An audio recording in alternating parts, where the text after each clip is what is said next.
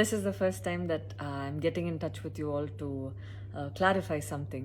நடிகை சாய் பல்லவி ராமாயண படத்தில் நடிக்கிறதுக்காக அவங்க அசைவ சாப்பாடாக தவிர்த்து வந்துட்டுருக்காங்க அப்படின்னு சொல்லிட்டு ஒரு பிரபல பத்திரிகையில் ஒரு நியூஸ் வைரல் ஆகி வந்துட்டு இருக்குது.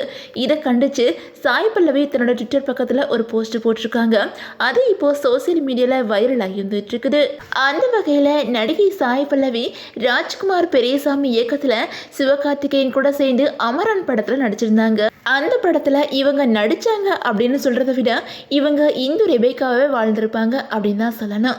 அந்த வகையில் அமரன் படம் பெரிய அளவில் ஹிட் ஆன தொடர்ந்து பாலிவுட்டில் ரன்பீர் கபூர் கூட இவங்க ராமாயணம் அப்படிங்கிற படத்தில் நடிச்சிட்டு இருக்கிறாங்க. ஆனால் இந்த படத்தில் சாய் பல்லவி நடிக்கிறதுக்காக சைவ சாப்பாடு சாப்பிட்றவங்களா மாறிட்டாங்க அப்படின்னு சொல்லிட்டு ஒரு பிரபல பத்திரிகையில் ஒரு நியூஸ் வைரல் ஆகிட்டு இருக்குது. இது சோசியல் மீடியாவில் ட்ரோல் ஆகி வந்துட்டு இருக்குது.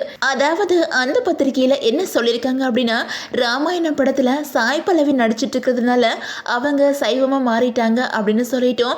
அவங்க எங்கே போனாலும் சைவ சாப்பாடு சமைக்கிறதுக்காக சமையல்காரங்களை கூட்டிகிட்டு போகிறாங்க அப்படின்னு சொல்லிட்டோம். சாய் பல்லவி ராமாயண படத்தில் சீதை கதாபாத்திரத்தை நடிக்க இருக்கிறதுனால இந்த முடிவை எடுத்திருக்கிறாங்க அப்படின்னு சொல்லிட்டோம் அந்த நியூஸில் சொல்லியிருக்கிறாங்க. இதனால கடுப்பான சாய் பல்லவி தன்னோட ட்விட்டர் பக்கத்தில் ஒரு போஸ்ட் போட்டிருக்காங்க. அதில் அவங்க என்ன சொல்லியிருக்காங்க அப்படின்னா, உண்மையிலேயே ஒவ்வொரு முறையும் எனக்கு எதிராக ஆதாரமற்ற வதந்திகள், தவறான அறிக்கைகள், பொய்யான செய்திகள் எழுதப்படும் போது நான் அமைதியாக இருந்தேன். ஆனால் இனிமே நான் அமைதியாக இருக்க மாட்டேன். நான் என்ன செய்கிறேன் அப்படிங்கிறதெல்லாம் கடவுளுக்கு தெரியும். இந்த மாதிரி செய்திகளை அப்படியே கடந்து போகிறதுனால இது திரும்ப திரும்ப நடக்குது. அவங்க இந்த மாதிரி வதந்திகளை பரப்புறதை நிறுத்துறதே இல்லை. குறிப்பாக என்னோட படம் வெளியாகும் போதும் அறிவிக்கப்படும் போதும் என்னோட சினிமா வாழ்க்கையை மகிழ்ச்சியாக கொண்டாடப்படுற இந்த மாதிரி தருணங்கள்லையும் இந்த மாதிரி மோசமான செய்திகள் வந்துக்கிட்டு தான் இருக்குது. இனி இந்த மாதிரி எந்த பிரபலமான மீடியாட்ட இருந்தோ அல்லது நபர்கள்ட்ட இருந்து வந்தால் சட்டப்படி நடவடிக்கை எடுப்பேன் அப்படின்னு சொல்லிட்டு எச்சரிக்கை விடுத்திருக்கிறாங்க.